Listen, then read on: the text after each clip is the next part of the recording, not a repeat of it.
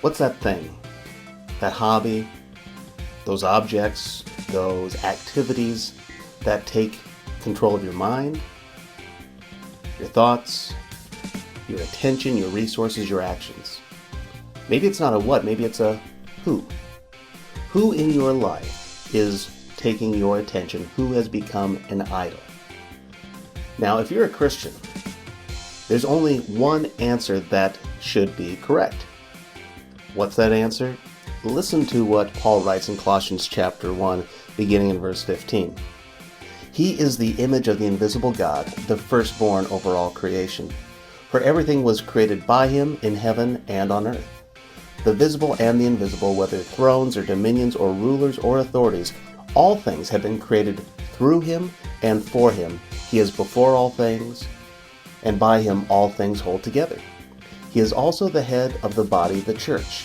He is the beginning, the firstborn from the dead, so that he might have first place in everything.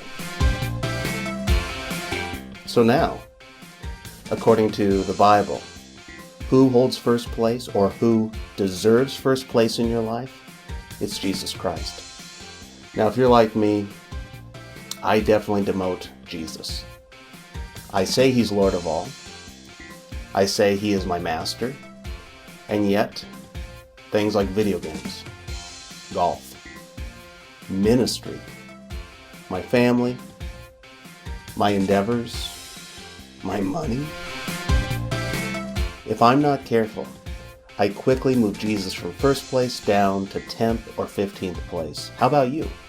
If you struggle with this, I want you to hit the like button below, not because you like that you're doing it, but because you struggle with this as well, just like me. It's nice to have company even when we're not making the best decisions.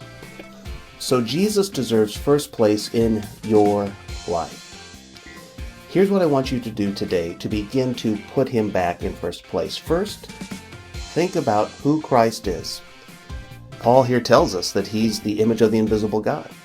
He's the firstborn over all creation. Everything was created by him in heaven and on earth, both invisible and invisible. All things have been created in him, through him, and for him, and he holds all things together. We need to remember that Christ deserves first place in our lives. And if you're a Christian, he bought you with his very blood. He redeemed you purely as a gift. He deserves first place in our lives. Second thing I want you to do is this. I want you to take out a piece of paper or your notes in your phone, and I want you to simply list out the things that you prioritize in your day. What are the things you're doing?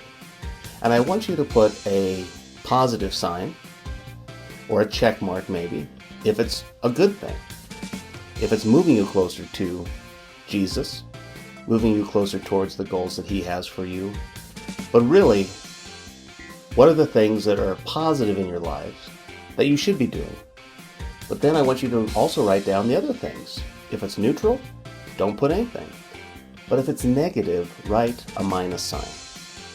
Because I want us to see how much time, how much attention, how much of our resources are going towards things that frankly don't matter or draw us away from putting Christ in first place in our lives. That's a big one.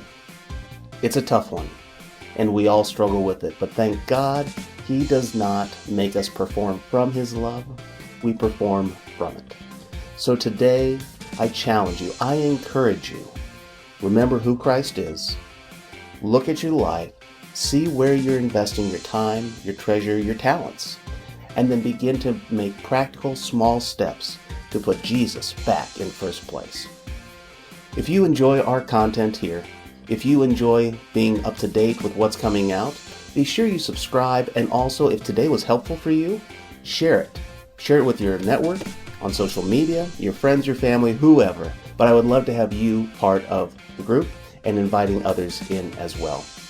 Last, I would encourage you, if you have questions, comments, thoughts, concerns, put them in the comments below. I want to interact with you. I want to answer your questions that you have because we want to help you stand firm in the faith and stand on God's Word.